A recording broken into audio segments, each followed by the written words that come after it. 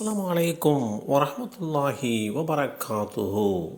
சையதுனா சாபித் பின் கைஸ் ரதியல்லாஹு அன்ஹு, அனஸ் பின் மாலிக் ரதியல்லாஹு அன்ஹு அவர்கள் அறிவித்தார்கள், ஒரு முறை நபி ஸல்லல்லாஹு அலைஹி வஸல்லம் அவர்கள் சாபித் பின் கைஸ் ரதியல்லாஹு அன்ஹு அவர்களை காணவில்லை என்று தேடினார்கள். அப்போது ஒருவர், அல்லாஹுடைய தூதர் அவர்களே, நான் அவரை பற்றிய செய்தியை அறிந்து கொண்டு தங்களிடம் வருகிறேன் என்று சொல்லிவிட்டு சாபித் பின் கைஸ் அவர்களிடம் சென்று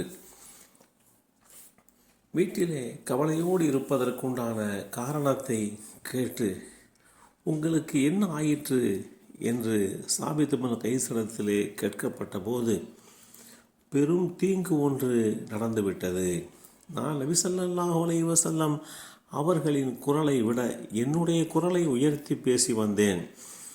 இது என்னுடைய இயல்பான பண்பு.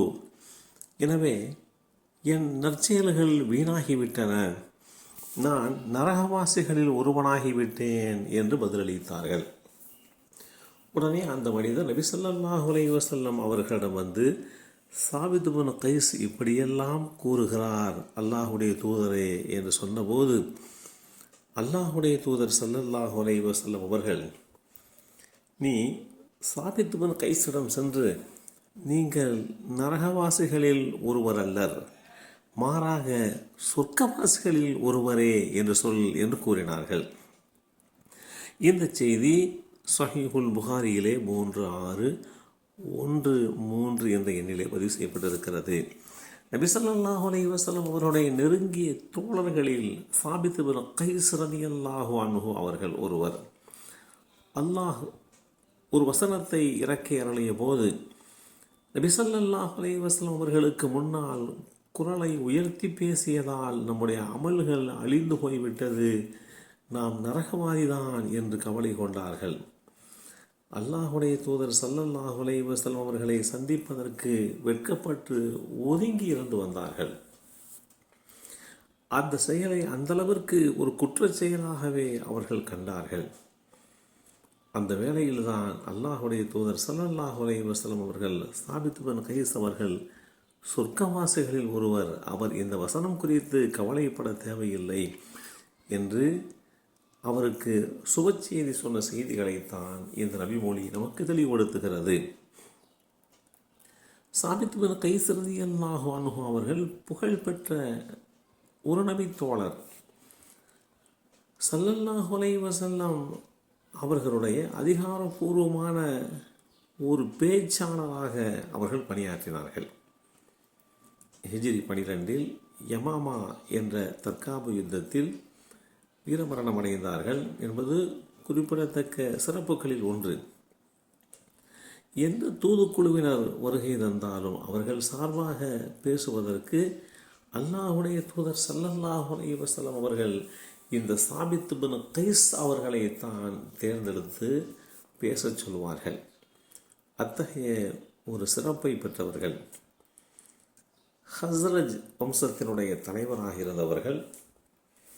மதீனாவிலே கணிசமான செல்வாக்கு பெற்றவராக இருந்தார்கள். அவர்கள் தனது மனதின் கூர்மைக்கும் சொற்பொழிவின் ஆற்றலுக்கும் பெயர் பெற்றவர்கள்.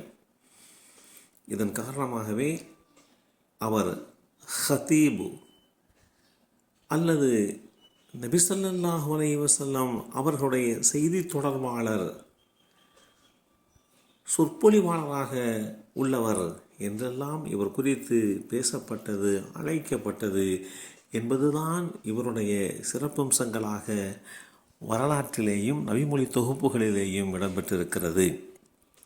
அல்லாஹுடைய தூதர் ஸல்லல்லாஹு அலைஹி வஸல்லம் அவர்கள் மூலமாக இவர்கள் ஒரு மிகச்சிறந்த அந்தஸ்திற்கு உயர்த்தப்பட்டார்கள் என்பதோடு மாத்திரமல்லாமல், தன்னுடைய இயல்பான தன்மையை குறித்து, சப்தமிட்டு பேசுகின்ற அந்த இயல்பான தன்மை குறித்து அவர்கள் தனக்குத்தானே ஒரு தடையை ஏற்படுத்தி கொண்டு, ஒரு பயத்தை ஏற்படுத்தி கொண்டு தனித்தவர்களாக வாழ முற்பட்ட போது ஸல்லல்லாஹு அலைஹி வஸல்லம் அவர்கள் அவர்களை அழைத்து, இந்த வசனம் உங்களுடைய இயல்பான தன்மைக்கு எந்த விதமான பாதிப்பையும் ஏற்படுத்தாது, நீங்கள் சொர்க்கவாசிகளில் உள்ளவர் என்று சொன்ன செய்திகளைத்தான் நாம் பார்த்திருக்கிறோம்.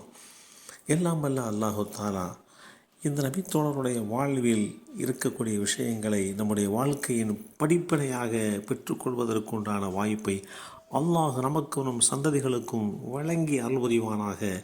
அஸ்ஸலாமு அலைக்கும் வரஹ்மத்துல்லாஹி வபரகாத்துஹு.